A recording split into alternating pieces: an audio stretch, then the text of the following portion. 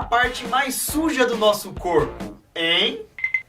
Relaxa que você vai saber nesse vídeo. Se prepara aí que o VS Responde vai começar. Então, puxa a vinheta.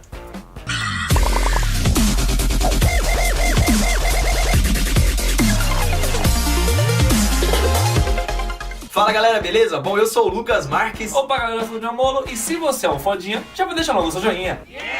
Galera, está começando mais um VS Responde. Se você é novo aqui no canal, nesse quadro a gente pega várias perguntas e responde pra vocês. E a gente responde de tudo, né? Ciência, história, geografia, curiosidades. Então se você tiver alguma dúvida, já coloca nos comentários que quem sabe você tá no próximo VS Responde. Usando a hashtag VS Responde. A primeira pergunta é do Arnaldo Ricardo, que quer saber qual a parte mais suja do corpo humano. Bom, muita gente vai se surpreender com a resposta. Aliás, muita gente vai ficar até com nojo da resposta. Tá, a parte mais suja do corpo humano, o que você acha? Já deve estar pensando, né? Já pensa o quê, né? Já pensa no cu, né? No brioco, né? A parte perfumada. Realmente as pessoas vão achar que é o ânus. Essa pergunta parece meia óbvia, mas não é. Bom, meus amigos, se vocês pensaram no ânus, é raro, não é o ânus. E sim... Calma, vamos rufem os tambores, porque acho que a galera vai ficar surpreendida. O lugar mais sujo do corpo humano é a boca! Você sabia que era a boca, Paulinho? Eu pensei que era o umbigo, mano. Pois é, nada de ânus, umbigo, nada disso. O lugar mais sujo do corpo humano é a nossa boca. É isso mesmo, a boca que você come, a boca que você beija, é isso aí. E faz outras coisas, né? Existe um estudo que fala que existem mais ou menos 600 tipos de bactérias morando na sua boca. Tanto lugar pra morar. 600 tipos diferentes de bactéria, mas no total estão na casa dos trilhões de bactérias na nossa boca. Trilhões. Nem sei o que é isso. Bom, mas fica tranquilo que, tem trilhões de bactérias na minha boca. Você não vai morrer, você vai continuar do mesmo jeito. Talvez um mau hálito. A não ser que você seja daqueles casos que nunca escova os dentes. Aí sim você Aí pode já ter é um problema. Então, Com certeza. o que você vai fazer? Escovar os dentes, mano. Dá like, mano. Dá like nesse vídeo aqui. Então, gente, não se esqueça, a parte mais suja do nosso corpo é a boca. Então, gente, tem a higiene pessoal, a higiene bucal. Mano, não custa nada, velho, porque a boca é Gusta de Culton perguntou onde ficam os 4 portais para o inferno. Bom, galera, se você nunca ouviu falar dos portais do inferno, vamos dar uma pequena explicada aqui pra vocês. Todo mundo sabe que a maioria das religiões que existem ou que já existiram no mundo diz que o inferno fica debaixo da terra. Então, na antiguidade, alguns lugares ficaram famosos por serem aberturas que ligavam o inferno ao nosso mundo. Ou seja, seriam portais para o inferno. Existem vários e vários motivos que dizem que esses lugares são realmente os portais para o inferno. A maioria são lendas e teorias, e é isso que vamos falar. Um dos portais fica na Grécia. São as cavernas do Cabo Matapã, que ficaram conhecidas por causa da mitologia grega. Segundo a história, vários heróis gregos, como Orfeu e Hércules, desceram por essas cavernas para ir para o inferno. E aí nasceu a teoria de que ali seria um dos portais para o inferno. Outro portal é o Portão de Plutão, que fica na Turquia. E o motivo desse lugar ser considerado como um portal do inferno não é por causa da história, e sim por uma coisa natural. Há muito tempo esse local na verdade era um templo. Só que esse templo era cheio de gases tóxicos. E qualquer pessoa ou animal que entrava ali acabava morrendo por causa dos gases tóxicos que existiam ali. Logo a galera ligou aquele lugar com o quê? Com o inferno, né? Porque todo mundo que ia pra lá morria. Era um templo do capeta, né? Um demônio, capiroto, cramunhão. O terceiro portal fica na China e se chama Fengdu, mas é conhecido pelo seu apelido carinhoso de Cidade Fantasma. Esse local é conhecido pelo homem há mais de 2000 anos. E a história nasceu porque 2 monges teriam ido para esse lugar e conseguido virar imortais através de magia negra. E aí vira uma outra porta do inferno. E existe uma lenda que diz que esses 2 ficaram imortais, mas devido à magia negra deles, várias pessoas morreram. Tanto é que tem muita gente que não gosta nem de chegar perto dessa cidade fantasma, né? Por causa dessa lenda. E porque também dizem que os monges ainda estão lá. E doido pra tacar Kamehameha em todo mundo. E o último portal do inferno aqui na Terra é mais recente. Ele surgiu no século XV na Irlanda. E o lugar é o Purgatório de São Patrício. Segundo a lenda, São Patrício visitou esse lugar quando estava numa caverna. E do nada ele teve várias visões do inferno. Depois disso, essa lenda se espalhou pelo mundo todo e os caras chegaram até tampar essa fita e construir um mosteiro em cima. Não quero nem saber construir a fita em cima, não deixa... Deixa em nome de Jesus. Então, resumindo, os portais do inferno estão na Grécia, na Turquia, na Irlanda e na China. Bom, se você quiser fazer um turismo do capiroto, tá aí a nossa sugestão, nossa rota. É assim, ó, sinceramente, gente, eu acredito que você vai chegar lá e você não vai encontrar nenhum inferno. Eu. Latinha, eu tô gravando, Latinha, eu tô trabalhando. Latinha, eu tô gravando vídeo. Você tá até fedendo, vai, sai daqui. Hello, darkness, my old friend. Garrafinha Fina quer saber como é o planeta Terra visto à noite. Garrafinha Fina? Você que perguntou? Bom, imagina aí, você tá dando um rolê no espaço lá, né, astronauta, e você pega e olha o planeta Terra. Mano, deve ser a coisa mais louca do mundo, velho. De uns tempos pra cá começaram a rolar algumas imagens muito impressionantes que mostram como é a Terra vista à noite. Foi só recentemente que a NASA conseguiu fotografar com qualidade a Terra à noite. Isso porque eles enviaram um satélite em 2011 com câmeras foda pra poder fazer isso. Esse satélite é tão que ele consegue pegar até a luz de um barco lá no meio da água, tá ligado? Ele consegue captar lá do espaço. Graças a esse satélite, a gente consegue ver todas as luzes do planeta. A gente consegue ver toda a geografia humana da Terra. Dá pra ver a cidade, os barcos, toda a rede de distribuição elétrica. É meio impressionante porque você vê claramente onde tem muita pessoa e onde tem pouca pessoa. Até mesmo, né, mais ricos, países mais pobres. E claro também que dá pra ver fenômenos naturais que envolvem luz. Como, por exemplo, a aurora que surge do lado do planeta. E até mesmo incêndios em regiões mais desertas. Se realmente então existe ET e eles ficam observando, dá pros caras de lá. Tiver uma câmera, uma lente top, dá pra ficar vendo tudinho, imagina. Selecionamos 5 perguntas interessantes que vocês deixaram em outros vídeos usando a hashtag VSResponde. Se você tiver uma pergunta boa e interessante, já aproveita e deixa também nos comentários. Mas tem que ser boa e interessante, galera. E agora então, bora pro vídeo.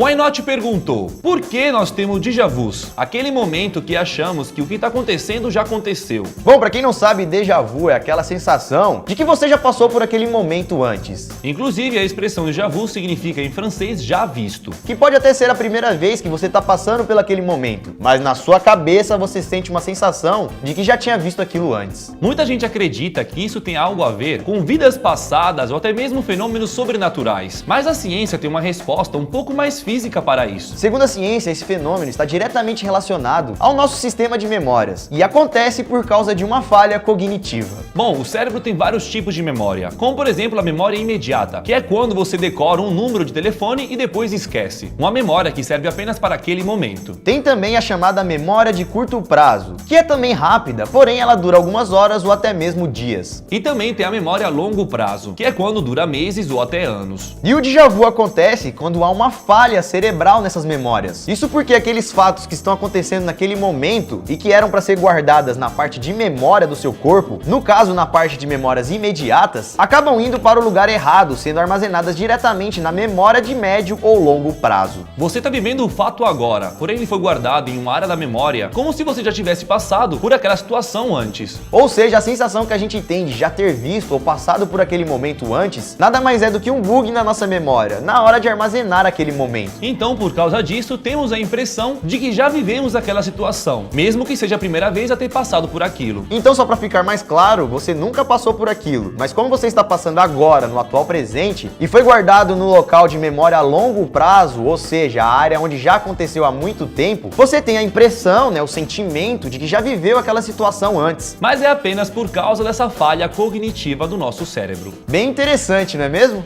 Agora vamos para a próxima pergunta. A pergunta foi feita pelo usuário ITZ113, onde ele quer saber quantos graus tem o centro do Sol. Bom, basicamente vocês precisam saber que dentro do Sol existem vários átomos de gases que ficam batendo uns nos outros e isso libera energia em forma de luz e calor. Então pensa, galera, se daqui da Terra a gente já sente o calor do Sol, sendo que ele está a uma distância de 150 milhões de quilômetros, imagina o tão quente que deve ser lá dentro, no núcleo, onde tudo acontece, onde é gerado todo o calor do Sol. O núcleo, que é a parte mais quente do Sol, pode chegar a 15 milhões de graus Celsius. 15 milhões. Não dá nem pra imaginar o quão quente é isso, galera. 15 milhões de graus Celsius. 1000 graus Celsius já é muita Meu coisa. Deus, 100 já é muito. Isso porque, basicamente, é uma enorme fogueira pegando fogo muito quente, alimentada por reações nucleares. E o Sol, galera, vai continuar queimando assim, uma chama viva, por mais ou menos 5 bilhões de anos. O núcleo é muito quente, pois é ele que dá força a tudo, mas a superfície do Sol não é tão quente assim. A temperatura da superfície superfície do Sol é de mais ou menos 5.500 graus Celsius. É muito quente, mas não é nada comparado ao seu núcleo, 15 milhões, né? É como o núcleo da Terra, que é muito quente, comparado à nossa superfície. Isso porque a temperatura do núcleo da Terra tem um valor parecido com a temperatura da superfície do Sol. O núcleo do nosso planeta pode chegar a 6.000 graus Celsius. Porém, o que importa mesmo é a temperatura do núcleo convertido na temperatura da superfície. Pois a temperatura do núcleo aqui da Terra é alto, mas a superfície é fria, tendo em média de 14 graus Celsius.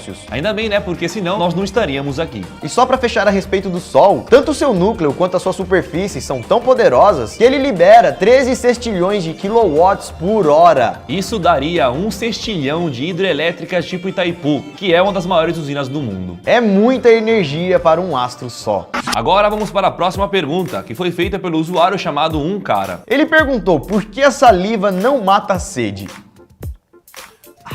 Bom, apesar da composição da saliva ser basicamente de água, ela não consegue nos manter hidratados o dia todo. Isso porque um adulto libera mais ou menos 1 litro de saliva todos os dias. Porém, nossa necessidade de água diária é de 2 a 3 litros por dia. E outra coisa é que, na verdade, a sede e a saliva nunca andam juntas, já que quando estamos com sede, não temos muita saliva. E é justamente essa falta de saliva que nos avisa que nós precisamos beber água. No caso, que nosso corpo não está hidratado. E como estamos desidratados, acaba faltando água no corpo, que inclusive dificulta a produção de saliva. Quem joga futebol sabe, tá lá correndo, cansado, fica com a boca toda seca, mano, não adianta. Então é bem difícil matar a sede simplesmente com a saliva, já que na verdade o nosso corpo precisa mesmo é de água, em grande quantidade para poder hidratar o corpo, inclusive produzir a saliva. Sem contar também que a composição da saliva não tem os mesmos componentes que a água, por isso que ela não mata a sede. Como já falamos, a saliva é composta basicamente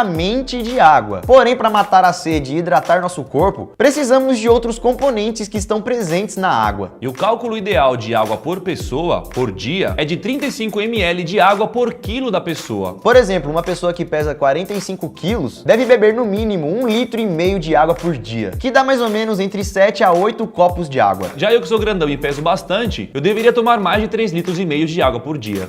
Agora vamos para a próxima pergunta, que foi feita pelo Dark Killer. Ele quer saber qual é a planta mais perigosa do mundo. Bom, existem várias plantas extremamente perigosas no nosso planeta, mas a Ricinus communis é considerada a planta mais venenosa do mundo. Ricinus communis, talvez você nunca ouviu falar nessa planta. Mas e se eu falar um outro nome que ela tem? Mamona. Essa você conhece, né? Ela é encontrada aqui no Brasil em qualquer matagal por aí. E se você pegar o nome da banda Mamonas Assassinas, já podia perceber o perigo que a planta possuía. Ele já estava avisando que a planta poderia ser bem perigosa, pois a mamona é rica em ricina, uma proteína essencial para essa planta, mas é super tóxica para nós. A ricina, galera, é a toxina mais potente de origem vegetal, e essa toxina está presente em praticamente toda a estrutura da mamona. Porém, ela se concentra mesmo nas sementes, ou seja, a semente é a parte mais perigosa da mamona. E para você ter uma noção do perigo, essa toxina é cerca de 12.000 vezes mais venenosa do que um veneno de uma cascavel. E o perigo mesmo não está em tocar na mamona ou encostar na semente, mas sim ingerir a semente. Isso não pode. Se um adulto ingerir 2 a 4 delas, já corre um grande risco de vida. E os sintomas do efeito do veneno são bem rápidos, dando uma sensação forte de queimação na garganta, nos olhos, dores abdominais, diarreia e até mesmo vômito. Vômito com sangue. E dependendo da quantidade, a pessoa que ingeriu vai ter uma dor terrível. E se for uma dose muito alta, essa dor só vai acabar depois que a vítima perder sua vida, ficando assim totalmente desidratada. Em 2007, a mamona entrou no livro dos recordes, ganhando o título de planta mais venenosa do mundo. Então, galera, já sabe, né? Nunca na vida, jamais invente de comer uma planta dessa, ou o fruto da mamona, porque mesmo a toxina estando concentrada nas sementes, essa toxina está presente em toda a estrutura da planta, ou seja, é melhor evitar. Agora vamos para a próxima pergunta, feita pelo Gabriel Gamecraft, e ele quer saber qual é a pessoa mais velha que já viveu aqui no nosso planeta Terra. A pessoa mais velha que viveu por mais tempo aqui na Terra foi uma francesa chamada Diane Louise Calment, que viveu nada mais nada menos que 122 anos e 164 dias. Segundo os documentos oficiais, ela nasceu dia 21 de fevereiro de 1875, lá na França, e faleceu dia 4 de agosto de 1997, aos 122 anos, na mesma cidade onde ela nasceu, na França. Essa mulher, galera, quase viveu 3 séculos. Século XIX, 20 e quase 21, mano. Faltando 3 anos. E essa galera, no caso, é uma pessoa que tem documentos para comprovar a sua idade. Mas parece que existe um homem mais velho do mundo e ele é brasileiro. O brasileiro José Coelho teria 131 anos de vida, um morador do Acre. Só que por falta de documentos, a idade dele não foi comprovada. Segundo a certidão de nascimento feita no Acre, José teria nascido em 1884 e teria 131 anos. Mas segundo alguns estudos, a documentação pode ter sofrido algum equívoco.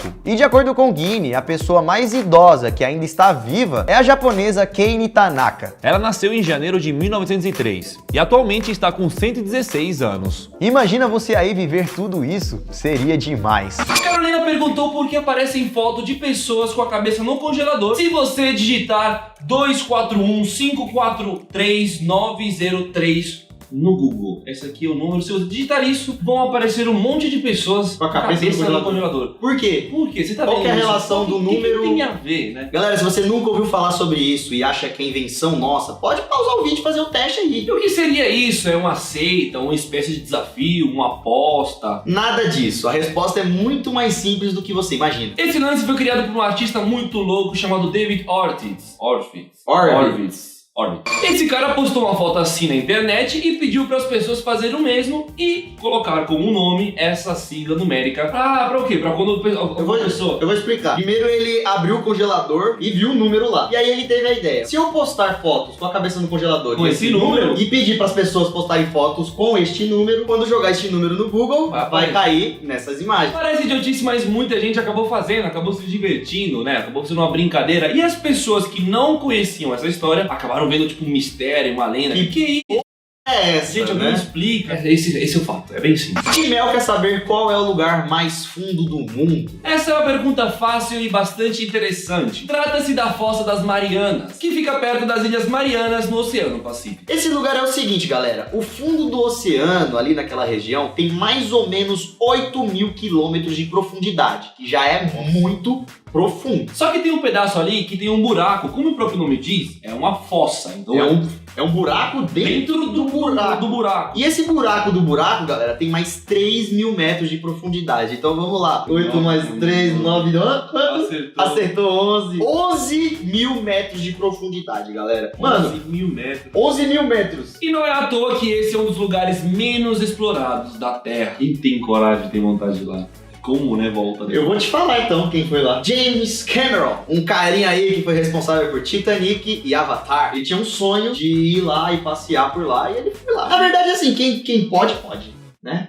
James Cameron conseguiu descer ali graças a um aparato hiper tecnológico e hiper resistente. E chegou a fazer até alguns vídeos. E esse lugar também, por ser profundo, reúne várias criaturas abissais. E quando os caras vão lá, eles têm que fazer umas fotografias iradas. São coisas Porque são os absurdas. bichos que a gente nunca viu na vida. A avó Microfones. E ela perguntou quanto tempo uma pessoa pode viver sem comida. Todo mundo sabe que se passar algumas horas sem comer, a gente já fica incomodado, diferente, chateado, com raiva. E o estômago já começa a roncar. Mas agora, quanto tempo será que você aguentaria ficar sem comer? Bom, isso depende de vários fatores e é por isso que a resposta muda de pessoa para pessoa. O tempo que a pessoa consegue ficar sem comer está diretamente ligado à sua reserva de gordura. Quando o corpo fica sem alimento, ele começa a queimar a gordura e transformar ela em energia. Então, uma pessoa com mais reserva de gordura aguentaria mais tempo sem comer. E até mesmo o clima pode influenciar nisso. No calor, por exemplo, o corpo desidrata mais rápido e no frio ele acaba queimando a reserva de gordura que temos para se aquecer. Ou seja, o frio ou o calor acaba afetando o nosso corpo, fazendo a pessoa aguentar menos tempo sem comer. Tá, beleza, mas agora quantos dias exatamente uma pessoa consegue ficar sem comer? Em casos extremos, esse número pode chegar nos 40 dias. É, galera, uma pessoa pode ficar até 40 dias sem comer. E você aí não consegue ficar 2 horas sem um lanche. Passando dos 40 dias, a situação já está grave e a pessoa tem que ser levada para o hospital rapidamente. Mas mesmo assim, galera, vale lembrar que depende de pessoa para pessoa e de situação para situação. A partir de 3 semanas sem comida, você pode estar correndo sérios riscos de vida. Então não brinque não, tá bom? Se alimente, come direito e fique saudável. Vamos para a próxima pergunta.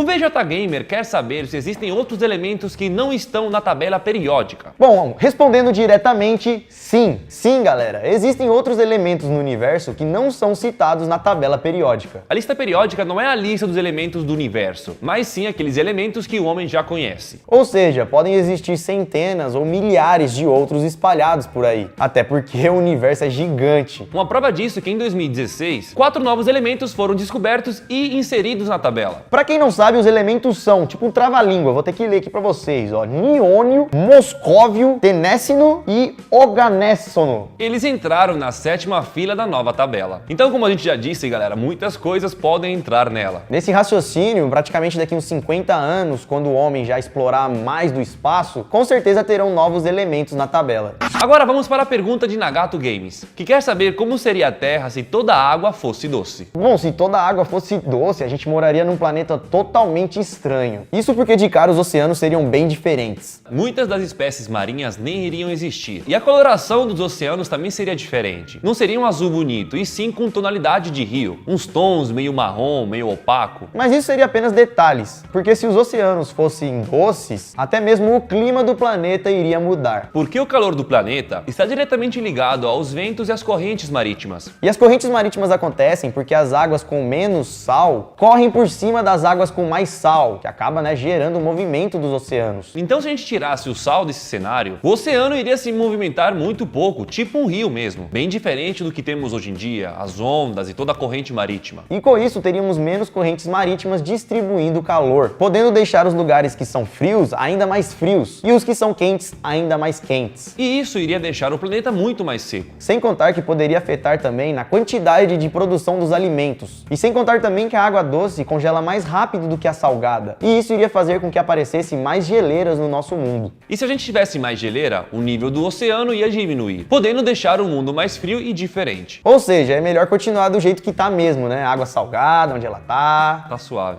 Bom, vamos para a próxima pergunta, que é de Jonathan Baran. E ele perguntou qual é o buraco negro mais próximo da Terra. Antes de tudo, temos que explicar para vocês que existem dois tipos de buracos negros. Os supermassivos, que ficam bem no meio das galáxias, e buracos negros que se formam depois que uma estrela morre e implode, que são os buracos negros de massa estelar. Assim como várias galáxias do universo, a nossa galáxia Via Láctea também tem um buraco negro no centro dela. Mas isso, galera, é super normal. Praticamente todas as galáxias têm um buraco negro no centro dela. Ou seja, galera, buracos negros supermassivos são bem normais, até para o funcionamento de tudo, porque a galáxia gira ali em torno dele. Ou seja, não devemos nos preocupar com esses buracos negros que ficam no centro das galáxias, os supermassivos. O buraco negro mais próximo que nós conhecemos é o V616 Monocerotis, também conhecido como V616 Mon. Ele está localizado a cerca de 3.000 anos-luz de distância de nós. É muito longe, galera. São 3.000 anos viajando na velocidade da luz. E esse buraco negro é gigante. A massa dele está entre 9 a 13 vezes a massa do Sol. E esse não é o único, existem outros buracos negros próximos da Terra. Não tão próximo, mas depois desse que falamos, o mais próximo é o Cygnus X1, que fica a uma distância de 6.000 anos-luz. E ainda nesse lance de buraco negro, temos a pergunta do Claudinho Paraíba. Ele quer saber o que aconteceria se a Terra entrasse em um buraco negro. Bom, como a maioria de vocês devem saber, os buracos negros possuem uma força gravitacional muito forte, que puxa qualquer coisa que se aproxima perto dele para dentro dele. Por exemplo, a luz que entra em um buraco negro nunca sai. E se uma pessoa se aproximasse, a força seria tanta que puxaria a pessoa para dentro e esticaria ela toda, deixando ela numa espessura de um espaguete. Isso porque a força do buraco negro é tão grande que ele distorce o tempo e o espaço. Mas o que aconteceria se a Terra inteira caísse dentro de um buraco negro? Basicamente, o efeito seria o mesmo. O buraco puxaria para o centro dele toda a massa da Terra. Isso com uma força e velocidade muito rápidas. E se o planeta passasse perto de um buraco negro supermassivo, que é aquele buraco negro com uma força gravitacional ainda maior, ele iria engolir tão rápido que nosso tempo iria se distorcer e a gente nem iria perceber, iria parecer que tudo estava igual, pelo menos por um rápido tempo. É meio confuso, mas é porque a força é tanta que acaba mexendo na noção do tempo. E se isso acontecesse, demoraria algum tempo para as pessoas perceberem que as coisas estariam diferentes e que a Terra estivesse dentro de um buraco negro. Mas galera, eu sei que isso está meio confuso, mas fiquem tranquilos que isso provavelmente também não irá acontecer, porque antes mesmo de um buraco negro sugar a gente, a radiação emitida por ele é tão grande que praticamente iria fritar o nosso mundo em instantes. Resumindo, se a Terra entrasse em um buraco negro, o planeta e tudo nele seria destruído. Mas antes disso acontecer, o nosso tempo poderia se distorcer. E a gente demoraria um pouco mais para notar imaginar o que estaria acontecendo. Vamos para a próxima pergunta. Tamires Cunha perguntou: quantos litros de água o planeta Terra tem? Galera, o planeta Terra tem muita Muita. água mesmo. O número é gigante. Eu nem sei ler isso aí. Não dá não pra falar. Vamos pedir pro editor colocar na tela aí, ó. Mano. Depois tem 260, Tá, depois vem... Ó, isso aqui é 100 mil, 100 trilhões, 100 quadrilhões, 100 quintilhões, 1 sextilhão, sei lá. 1 sextilhão e 260 quintilhões de litros de água. E outra curiosidade é que o peso aproximado da Terra é de 6 sextilhões de toneladas. 6 sextilhões. de toneladas. É 6 vezes o peso da água. Valeu, Valeu, aí. obrigado. A gente Caio. pegou aqui da internet. Mas tem uma notícia meio triste, porque desses 6 quadrilhões e zilhões, apenas 2% é potável. E aproximadamente 70% do planeta Terra, galera, é coberto pela água. E aí, vocês gostaram das perguntas? Acabou de pensar em uma pergunta? Desce aqui, comente aí. Precisamos de perguntas novas, precisamos de perguntas boas para esse quadro voltar quase toda semana. Se vocês então gostaram da volta do VS Responde, deixa o like aí em força, porque a gente quer fazer no mínimo aí umas 2 vezes por mês, demorou? Então deixa o like e deixa também sua pergunta usando a hashtag VS Responde. Porque o Ziraldo Fumo perguntou quais são os animais que mais matam pessoas. Quando fala assim, o animal que mais mata pessoa no mundo, quem você pensa? Ah, eu penso logo num animal feroz, sei lá. Eu pensaria no tubarão. Eu também, tubarão, mas eu acho que não mata muita gente assim. É, né? Pode ser outra Em música. estatísticas... Não sei. Não sei. Essa é uma resposta que vai surpreender muita gente. Porque assim como eu e o Daniel, quando você fala qual animal que mais mata pessoas, você pensa em um leão, um tubarão, sei lá, bicho grande, assim, feroz. Só que as coisas não são bem assim. Em terceiro lugar, o animal que mais mata gente no mundo é o hipopótamo. Pode ser até estranho acreditar que hipopótamos matam muita gente, mas os hipopótamos não são tão legaizinhos assim. Eles matam mais ou menos 3.000 pessoas por ano. Um hipopótamo, matador de gente, velho. Grande parte dessas mortes são de aldeias que vivem próximo a rios, lá na África. Mas agora vamos para o animal do segundo lugar que mata muito mais pessoas ainda, que são as cobras. Então quem tem medo de cobra tem um medo bom, né? Um animal que mata. É melhor evitar, não é mesmo?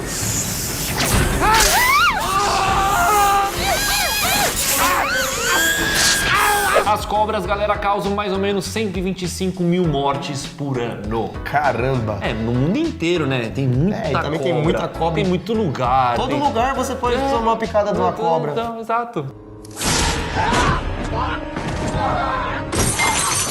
Mas o próximo é mais internacional ainda, né? E muito menorzinho. E mais mortífero. O primeiro lugar, galera, fica, por incrível que pareça, com o mosquito prego. Esse mosquito, né? Sim, galera, o bicho que mais mata a gente no mundo é um mosquito. Isso porque esse bicho é portador do parasita da malária. Então a picada dele não dói nada, mas muitas vezes é mortal. Mas é muitas vezes mesmo, pode botar muitas vezes, porque esse mosquito mata mais de 1 milhão de pessoas por ano. Quem é cobra, hipopótamo, pode fazer a fusão da cobra com o hipopótamo. Não vai matar. Caramba, mano. Mas eu acho que a gente mata mais mosquito durante o ano do que o mosquito mata nós. Quantos mosquitos a gente não mata por dia? Quantas pessoas morrem por dia de mosquito? Muita mais de várias, não sei. Vamos para a próxima pergunta, porque o Bruno BR perguntou: qual foi o maior tsunami do mundo e quantas vítimas ele levou?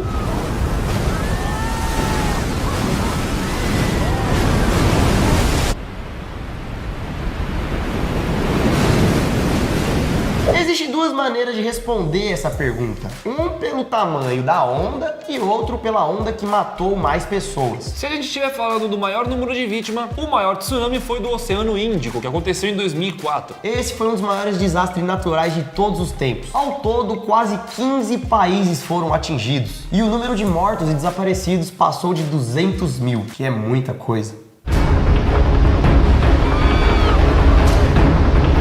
Mas esse tsunami não teve a maior onda da história. Aliás, é até difícil de acreditar, mas o maior tsunami do mundo não causou nenhuma morte. Isso porque a onda rolou lá nos lados do Alasca, em 1958, ou seja, não tinha nenhuma região lá povoada para sofrer tantos impactos. Ou seja, ele atingiu uma área totalmente desabitada. E tudo começou graças a um terremoto que acabou criando uma onda com mais de 520 metros de altura. Você não tem noção do que é isso. O que tem 500? É uma montanha, né? Então, uns montinhos que tem 500 metros, uns montinhos. Agora, um prédião 500 metros. Tá ligado o Pão de Açúcar? Quem é do Rio com certeza já sabe qual o tamanho dele, certo? Ele tem quase 400 metros, 398. A onda tinha quanto? A onda tinha 520. 120 metros a mais, mano.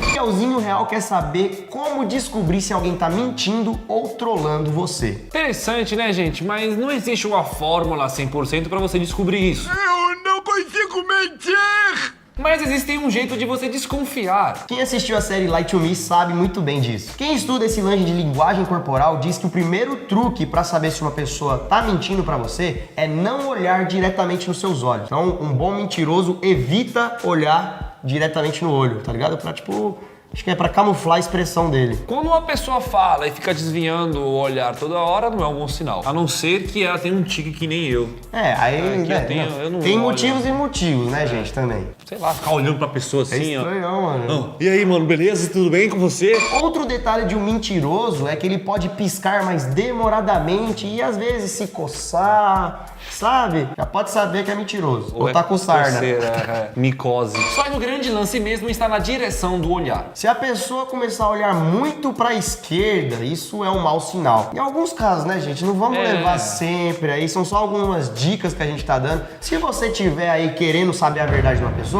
aí você pressiona ela e testa essas coisas. Mas não é sempre que essas coisas vão funcionar. Não vai virar psicopata aí. Você virou aí, você olhou pra esquerda. Ah, tá olhando pra esquerda, tá mentindo pra mim, né? Você me traiu ontem. Bom, gente, são algumas dicasinhas, existem várias e várias outras, Se tá? você realmente quer descobrir um mentiroso, eu sugiro pra você ir fazer um curso de descobrir mentiroso, entendeu? E de tortura, vai que você consiga alguma coisa. Pode ser também. Por via das dúvidas, se você achar que alguém realmente tá mentindo, você pergunta pra ela, ô fulano, você tá mentindo pra mim? Ou pressiona na parede, começa a fazer umas perguntas, tá ligado? Pega a maquininha detectora de verdades. Tem uma máquina de choque também, sabe? Se a pessoa mentir, não é brincadeira, nada disso, gente, nada disso. Bom, vamos para a próxima pergunta. A Lore Melete perguntou qual foi a primeira religião? Durante muitos e muitos anos, ninguém nem sonhava qual era a primeira religião do mundo, qual foi a primeira. Os pesquisadores tinham uma noção de quais eram as 3 mais antigas, mas eles não sabiam qual foi de fato a primeira. Uma delas era a mitologia do Egito. A segunda religião chama Zoroastrismo, que era a religião dos antigos persas. E a terceira seria o hinduísmo, que surgiu na Índia. Pois é, em cima de muito estudo nessas 3 primeiras religiões, eles conseguiram descobrir de fato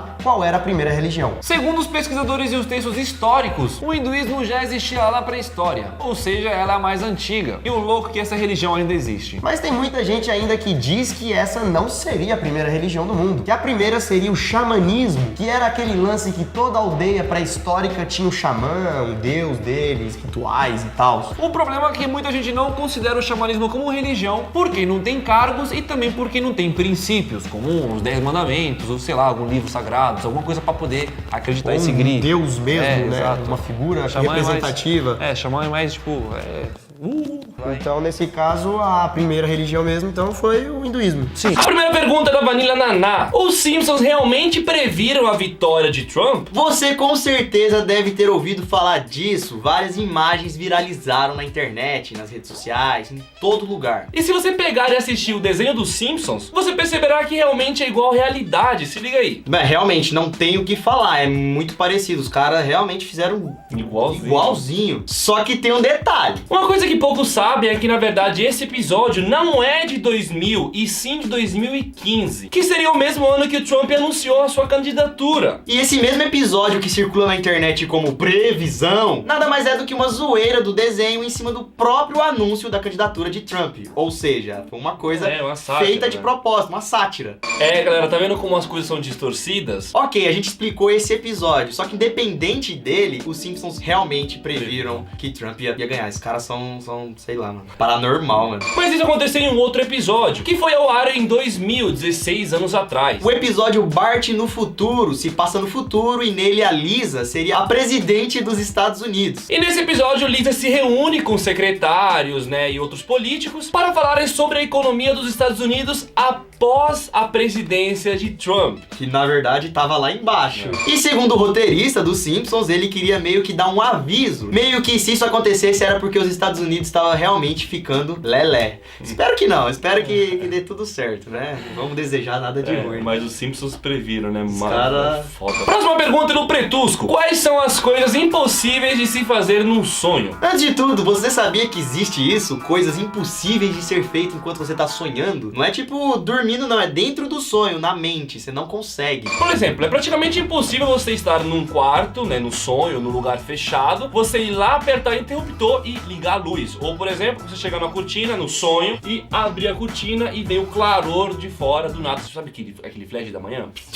Isso não acontece num sonho. Isso acontece porque nosso cérebro não consegue mudar bruscamente de claro para escuro ou vice-versa. Então, por exemplo, quando você ligar, né, o certo seria plum, iluminar de uma hora para outra, mas isso iria acontecer de forma mais lenta, né? Porque o cérebro não tá ali, ó, play, tá ligado? Você pode até chegar a fazer isso no sonho, mas não vai ser igual à realidade. Não vai ser aquele choque de luminosidade que acontece na vida. No mesmo raciocínio, é muito difícil reproduzir qualquer mudança brusca, seja de luz, seja de som, de tempo, qualquer coisa. Outro exemplo em relação à luz é um flash, né, de uma câmera. Você pode até alguém tirar uma foto sua no sonho, mas não vai ser aquele flash que a gente vê, que machuca o olho e tal. Mudanças de som drásticas também não acontecem. Imagina você tá num lugar cheio de barulho, no som, acabou. Talvez vai abaixando o som, entra outra coisa. Na verdade, esses sonhos são suaves, né? É um mundo bem suave, então Acho que não tem como. Outra coisa, é impossível você repetir coisas idênticas. Um exemplo, você escutou uma música, faixa número 1. Aí você passa pra frente. Aí você fala, não, vou voltar pra faixa número 1 pra escutar a música de novo. É outra música. Esquece. Não vai ser a mesma música. E o mesmo exemplo vale pra quando você tá lendo um livro num sonho. Se você tá lendo e passa a folha, se você voltar, tá escrito outras coisas. Já era, é outro livro, não outra tem nada a ver. Relógio também, você pode olhar pra uma hora, tá lá, 5h30, beleza, no sonho se passa 5h30. Aí você tá andando e olha no seu relógio do braço, filhão, já é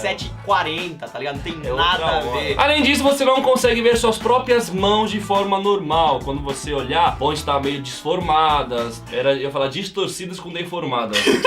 Existem várias coisas que são impossíveis de se fazer no sonho. A gente que brinca desse lance de sonhar e tentar fazer as coisas no sonho é uma coisa outra muito história, ampla. Se tiver muito like aí nesse vídeo, quem sabe, né? Quem sabe. A próxima pergunta é do Bruno Spitch. Qual é a menor casa do mundo? Existem várias casinhas esparramadas pelo mundo, mas essa que vamos mostrar agora, além de pequena, é bastante interessante. Trata-se de uma casa que a parte mais ampla dela mede 1,2 metros. Na mão, caralho, dá pra fazer. O cara, ele é um espaço pra sentar. Mano, eu tenho 2 metros, mano. Se eu ficar deitado, não deita na casa do mano. Mas a casa foi feita pelo engenheiro. Dá pra você deitar lá. É uma casa pra uma pessoa só, mano, morar. Essa casa fica num pequeno espaço entre 2 prédios. O cara achou um buraco ali. Deixa eu botar a minha casa aqui, ó. Na verdade, o cara tava passando e falou assim, quem será que caberia ali? Eu. Vou fazer uma casa. Missão. Ó, deixa comigo. O cara foi lá e fez, e o plano dele era deixar a casa ali por uns 2 anos. Só que o negócio deu tão positivo que ela vai ficar lá pra sempre. Mano, imagina a festa nessa casa. Não é. É uma casa pra uma pessoa só, mano. Porque assim, como Tem pra fazer sexo. como é um espaço assim, tem que entrar um, aí depois entra o outro, entendeu? Aí quando um sai, o outro sai. A próxima pergunta é do Champas com estrelinhas.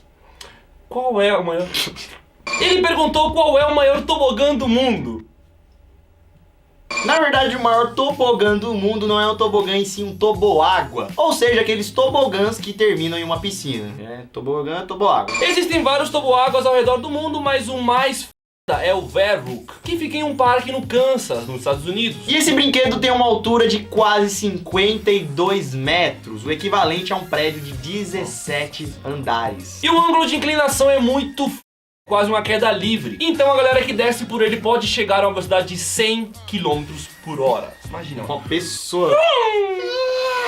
Só que apesar do lugar ser famoso por causa da altura, o Verhook ficou marcado por uma tragédia que aconteceu agora, em agosto de 2016. Infelizmente o menino morreu lá. Ele despencou lá de cima e caiu numa rede de segurança. Só que pela velocidade, mano, a velocidade que tava descendo, caindo, a rede de segurança não serviu pra nada, né? Bateu na rede e ela que serviu de impacto pra matar o moleque. E aí depois disso o parque foi fechado, óbvio, né, pra fazer toda aquela vistoria de segurança, tá toda cheia de coisa, tá certo mesmo, né, porque porra, a vida de um molequinho, né? Mas isso não muda o fato do Vero ser o maior toboágua do mundo. Vamos ler então a primeira pergunta, que foi enviada pela Gabi Luz. Ela perguntou por que os quadros negros são verdes. Vocês já devem ter reparado que em algumas escolas existem os famosos quadros negros, que na maioria das vezes são verdes e não negros. Claro também que existem aqueles quadros brancos, que são aqueles que você escreve com a caneta piloto em vez de giz, mas não é sobre eles que vamos falar agora. Bom, galera, a resposta para isso é bem simples. O quadro verde é chamado de quadro negro,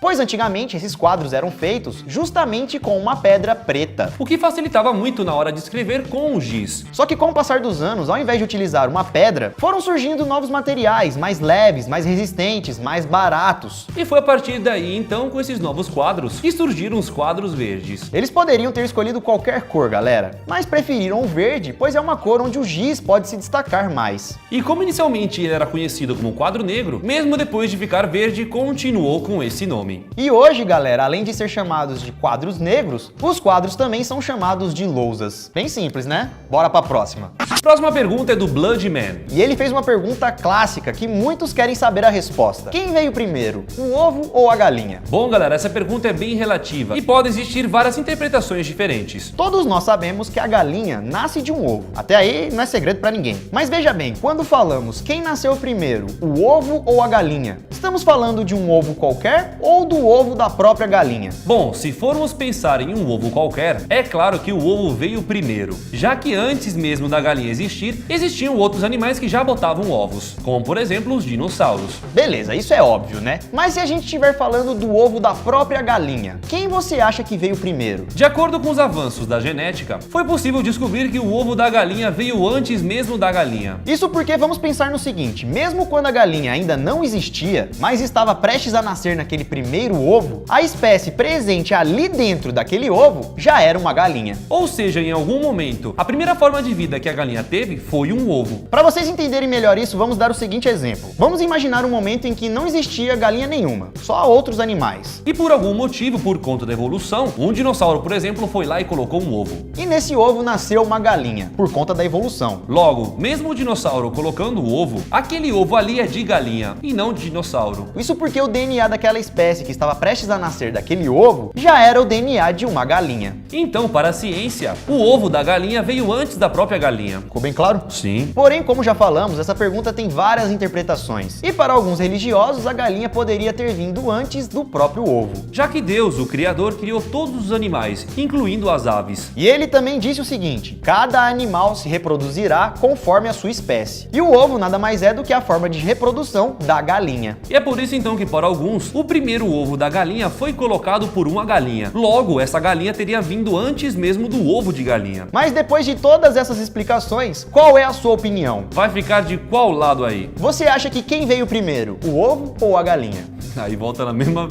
resposta. É, vai da crença de cada um, né? Agora vamos para a próxima pergunta, que foi feita pelo Molho de Tomate. Ele quer saber qual é a maior palavra brasileira. Essa daqui é um palavrão literalmente. Não de palavra de baixo escalão, mas sim uma palavra grande. Galera, a maior palavra da língua portuguesa possui 46 letras. Não é uma frase, é uma palavra. E foi eleita como a maior palavra brasileira lá em 2001. E essa palavra é praticamente um trava-língua. E queremos ver se vocês aí de casa conseguem repetir junto com a gente. Não sei nem se a gente vai conseguir, mas vamos lá. Vamos lá, primeiro você, tenta aí. Estamos falando da palavra, galera, que chama pneumotramicroscopicosi... Calma aí, tô tendo que dar zoom, mano. Tá muito pequeno. Pneumotramicroscopicosilicovulcan... Nossa, eu não consigo. Pneumotramicroscopicosilicovulcanoconiótico. Aí, ó. Quase. Não dá, mano. Tudo junto não dá, Não né? dá, velho. Uma vez, vai. 2, 3 de uma vez, vai. Pneumo ultramicroscópico siliconvulcanicótico.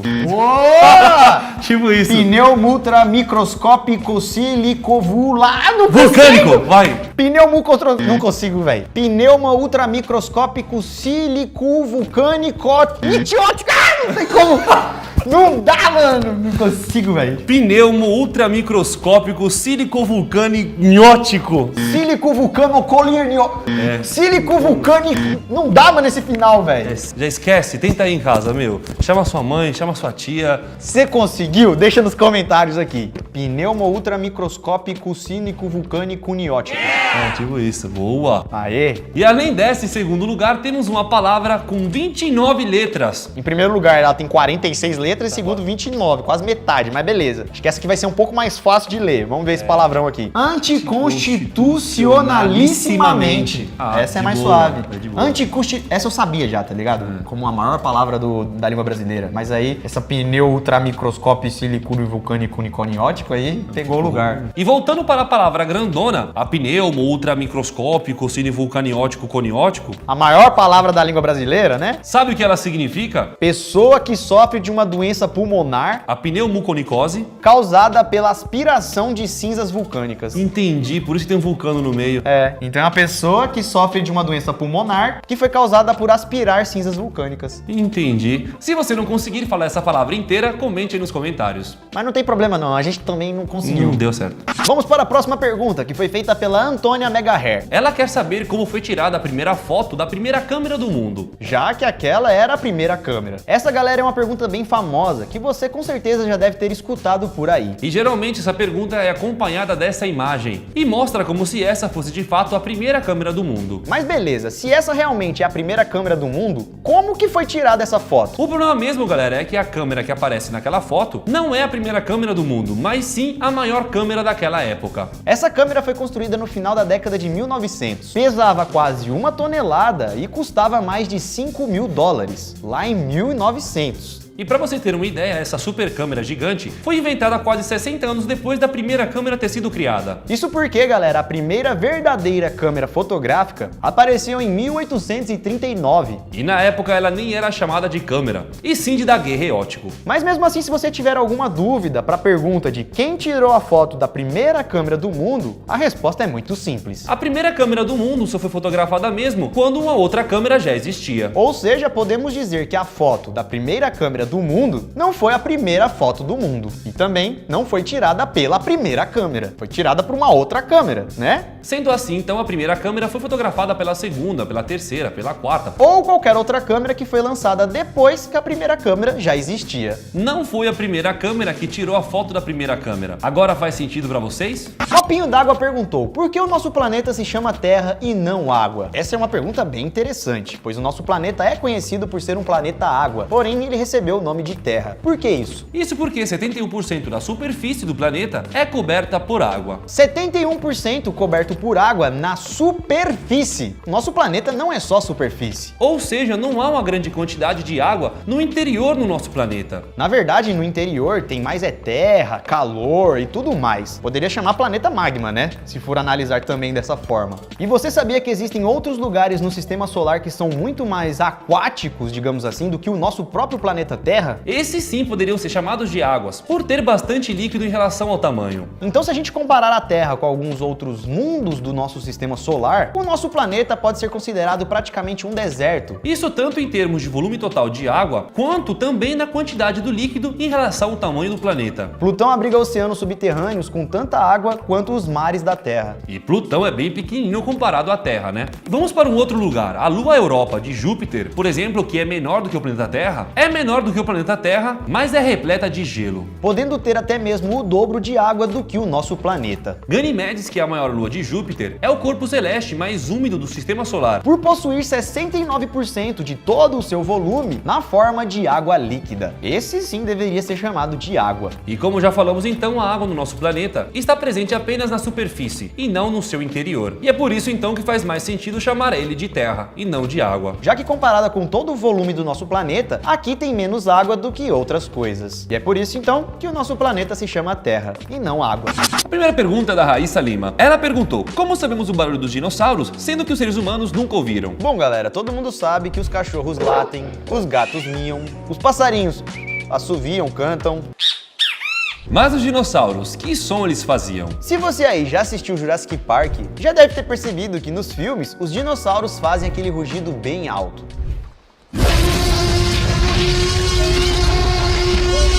Mas será que esse é o verdadeiro som que os dinossauros emitiam? E é claro que como nunca gravaram um dinossauro de verdade, nos filmes e séries, o som dos dinossauros são sons manipulados. Só que segundo um novo estudo que saiu, a verdadeira voz dos dinossauros pode ser algo bem diferente do que é mostrada nos filmes. Segundo esse estudo, os dinossauros não teriam rugido, e sim um som parecido com instrumentos de sopro, tipo trombone, trompete. Ao invés então de ser algo parecido com um rugido de leão, só que muito mais alto, Às vezes junto com outro som de crocodilo, por exemplo. os sons de dinossauros seriam mais parecidos com sons emitidos por pássaros. Isso porque, analisando os fósseis dos dinossauros, perceberam que os crânios eram compostos por grandes câmaras ocas, cheias de septos, onde o ar passava e assim emitia o som que eles faziam. Mas como cada dinossauro possuía um crânio diferente do outro, né, porque existiam várias espécies diferentes de dinossauros, Cada um também podia ter um som específico, um mais agudo, um mais baixo, um mais grave. e é por isso então, galera, que o som dos dinossauros que a gente conhece, que a gente está acostumado a ouvir, é bem diferente do verdadeiro som que eles emitiam. E nos filmes foi utilizado aquele barulho para deixar os dinossauros mais assustadores. Porque imagina, né, o dinossauro aparece E olha que interessante, galera, algumas espécies de dinossauros herbívoros, como por exemplo o Stegosaurus e o Ankylosaurus, faziam barulhos parecidos com os de porcos. Agora vamos para a próxima pergunta, que foi feita pelo Nicolas Melo. Bom, o Nicolas perguntou: quantos baldes seriam necessários para esvaziar o oceano? Bom, galera, a gente não sabe exatamente, né, com 100% de certeza, qual é a quantidade de água exata que existe no oceano, mas a gente sabe quanta água existe no planeta Terra, no total. O volume total aproximado é 1 sextilhão e 260 quintilhões de litros d'água. Então, galera, a gente vai fazer um cálculo baseado em toda a água que existe no planeta Terra, beleza? Não só a água do oceano. Para fazer essa missão, vamos usar um balde normal que você tem em casa, um balde de 20 litros. Então, galera, para saber quantos baldes seriam necessários para esvaziar toda a água que existe na Terra, a gente vai pegar aquele número gigantesco, que é aproximadamente o volume de toda a água que existe, e vamos dividir então por esses 20 litros que cada balde possui. E assim a gente vai chegar na continha básica, né, de quantos baldes seriam necessários para toda essa água. Seriam necessários 63 quintilhões de baldes para se esvaziar toda a água da Terra. Mas fazendo uma conta ainda mais maluca, aprofundando ainda mais nessa pergunta, Sabendo que existem cerca de 7,8 bilhões de pessoas no mundo, se todas as pessoas do mundo então se juntassem para ajudar nessa missão impossível de esvaziar a água do planeta, cada pessoa teria que pegar um pouco mais de 8 bilhões de baldes de 20 litros. a vida inteira pegando água no balde, velho. Buguei. Deixa a água lá, tá bom? Acho que é melhor deixar o mundo do jeito que tá, né? Não precisa esvaziar água, não. E agora vamos para a próxima pergunta, feita pelo Wesley Ronald. E ele perguntou qual foi o primeiro desenho animado que passou na televisão. E bom, o primeiro desenho animado na televisão brasileira foi o famoso Pica-Pau. O grandioso Pica-Pau foi exibido pela primeira vez no dia 19 de setembro de 1950, na antiga TV Tupi. A TV Tupi foi inaugurada no dia 18 de setembro e no dia seguinte já estava estreando o Pica-Pau aqui no Brasil.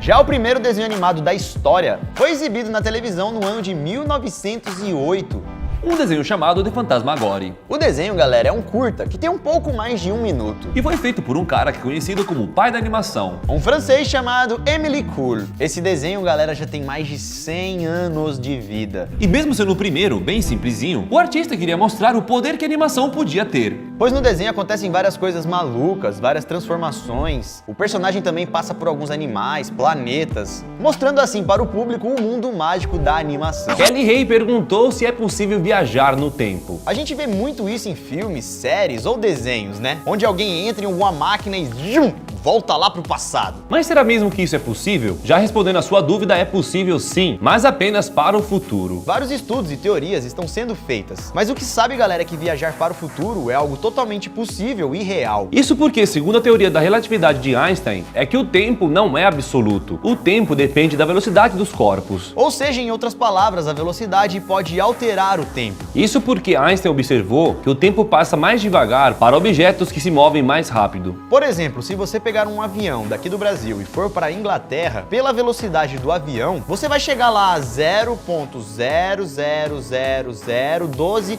milésimos no futuro. Isso é claro, comparadas às pessoas que não viajaram, que não passaram pela mesma velocidade que você. Porque quanto mais rápido você se move, o tempo passará normalmente para você. Mas se você comparar o seu relógio com uma pessoa que não percorreu a grandes velocidades, o relógio da pessoa vai estar um pouco adiantado do que o seu. Tem um exemplo muito fácil para vocês entenderem. Vamos pegar duas pessoas. Uma que está caminhando até, sei lá, até uma biblioteca e a outra que vai até a biblioteca de metrô. Ambos têm relógios super precisos em seus bolsos. É claro que o cara que está indo de metrô vai chegar bem antes do que está indo a pé. Porém, quando se encontrarem, os seus relógios estarão com horas diferentes. O relógio do que foi a pé vai estar alguns milésimos de segundos à frente do que o relógio do cara que foi de metrô. A diferença é bem pouca, mas isso aconteceu porque a velocidade desacelerou o tempo. E esse exemplo, galera, foi bem simples porque falamos daqui da Terra, onde não temos grandes velocidades. Mas se a gente colocar alguma nave no espaço e colocar ela para percorrer uma velocidade muito grande, O tempo lá dentro passará mais lento do que aqui na Terra. então podemos dizer que os maiores viajantes do tempo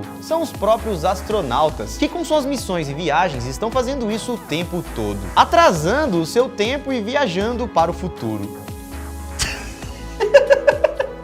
Acorda, viado. tô acordado, cara. Isso, tô parecendo um defunto, velho. E viajar para o passado ainda é um problema que muitos querem resolver. Pois existem muitas teorias, mas não conseguiram chegar em nada até então. Talvez no futuro, quem sabe, quando tivermos mais respostas a respeito dos buracos de minhoca. Então vocês aprenderam que a viagem no tempo é possível, mas só para o futuro. E também velocidades muito altas. E se você quiser viajar para o passado, vai ter que esperar o futuro chegar. Porque até então, nós não conseguimos fazer esse feito. Vamos ler aqui a próxima pergunta. A próxima pergunta foi feita pelo VLG Games TM. E perguntou o seguinte: é possível disparar uma arma no espaço? A resposta, galera, é sim. É possível sim dar um tiro de um revólver ou qualquer outra arma no espaço. Já que as armas não precisam de oxigênio para funcionar. Isso porque as munições modernas têm seus próprios oxidantes, um produto químico que vai desencadear a explosão da pólvora, realizando assim o disparo da arma em qualquer lugar do universo. Você consegue então dar tiro aqui na Terra, no espaço, debaixo d'água. E além disso, além de funcionar no espaço, a arma até funciona um pouquinho melhor do que aqui na Terra. Isso porque como no espaço não existe ar para diminuir a velocidade, né, para ter atrito com a bala, A distância que essa bala pode atingir é meio que infinita. pergunta feita pelo Darcio Rubens. Ele perguntou o que aconteceria se o núcleo da Terra esfriasse. A primeira coisa que vocês precisam saber é que o núcleo da Terra é muito importante para o nosso planeta. Ou seja, galera, se o núcleo esfriasse, já era. A vida que conhecemos aqui na Terra iria mudar drasticamente. Mudar não, né? Iria praticamente acabar. Já que o núcleo é essencial para o funcionamento de muita coisa aqui na Terra. Como, por exemplo, a nossa atmosfera, o campo magnético, o movimento das placas tectônicas e muitas outras coisas. E como não teríamos mais atmosfera, a água do planeta iria evaporar completamente. E com o tempo o planeta iria ficar totalmente seco. E sem atmosfera e sem o campo magnético, a radiação solar iria atacar diretamente o nosso planeta. Então, no final, nossa Terra se tornaria uma bola rochosa, sem água, sem vida e com temperaturas altíssimas. E é por isso então que se o núcleo do nosso planeta esfriasse, o nosso planeta iria se transformar num lugar completamente diferente e até mesmo inabitável. Agora a próxima pergunta é uma pergunta interessante porque tem muita gente que nem sabia que isso era possível. Pergunta feita pelo Gabriel Prado, ele perguntou: é verdade que as cobras podem voar? Por incrível que pareça, é verdade sim. Realmente existem algumas espécies de cobras que podem voar. Na verdade ela não voa, né, porque ela não tem uma asa, mas ela fica ali, planando alguns segundos no ar. No mundo existem 5 espécies de cobras voadoras, e são cobras do gênero Chrysopellia. Mas não precisa ficar com medo, galera, pois elas são inofensivas aos seres humanos. Elas possuem um veneno bem fraco, e são encontradas em florestas tropicais no sul e sudeste da Ásia. E por elas terem essa habilidade, né, de conseguir voar, digamos assim, elas gostam de morar em árvores altas. E quando elas se sentem ameaçadas, elas simplesmente se jogam da árvore. E com seus saltos elas podem chegar a uma distância de mais de 100 metros. Essas cobras são chamadas de cobras voadoras, porém elas não voam de verdade. Elas não conseguem pular do chão e sair voando. Seus voos, ou melhor, pulos e planadas, acontecem apenas de lugares altos. E para fazer então a sua técnica de saltar, meio que planar, elas utilizam um movimento de ondulação. Esse movimento é bem parecido com o movimento que elas fazem no chão. Só que no ar, essa técnica ajuda elas a saltar de uma árvore para outra. Imagina aí agora a galera que tem medo de cobra. Imagina? Descobriu que tem uma cobra que voa. Mas vocês entenderam que ela não voa literalmente, né? É só uma forma que ela tem ali de se manter um pouco a mais no ar. Cobra Tarzan pula de árvore em árvore. Gostou das perguntas e respostas que escolhemos para esse vídeo? Então não se esqueça de deixar o joinha aqui embaixo. Se tiver também alguma pergunta que você queira fazer, comente aqui usando a hashtag VSResponde. Vale qualquer coisa, beleza? Um grande abraço, estudo pessoal. Valeu!